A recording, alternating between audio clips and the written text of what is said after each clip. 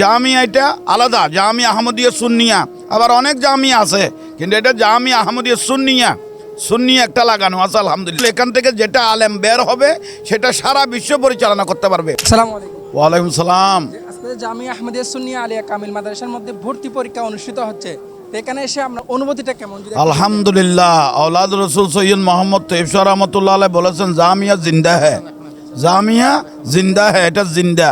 আলহামদুলিল্লাহ, এটা এশিয়ার অন্যতম প্রতিষ্ঠান নয়, আর কিছুদিন পরে দেখবেন এটা বিশ্বের অন্যতম একটা প্রতিষ্ঠান আলহামদুলিল্লাহ, জামিয়া আহমদিয়া সুন্নি আলিয়া মাদ্রাসা। এখান থেকে ও আদার মাদ্রাসা থেকে কিন্তু আলেম বার হবে, এখান থেকে আশিক রসুল সুন্নি আলেম যারা সারা বিশ্বের মধ্যে আলহামদুলিল্লাহ পরিচালনা করতে পারবে ইনশাল্লাহ। এমন এমন স্কলার এখান থেকে বের হবে ইনশাল্লাহ।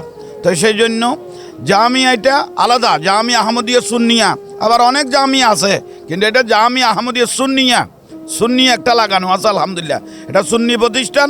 আশিক রসুল এখান থেকে যেটা আলেম বের হবে সেটা সারা বিশ্ব পরিচালনা করতে পারবে, যে কোনো দপ্তরের মধ্যে আলহামদুলিল্লাহ উনি কাজ করতে পারবে ইনশাল্লাহ। তাই শুকরিয়া জানাচ্ছি।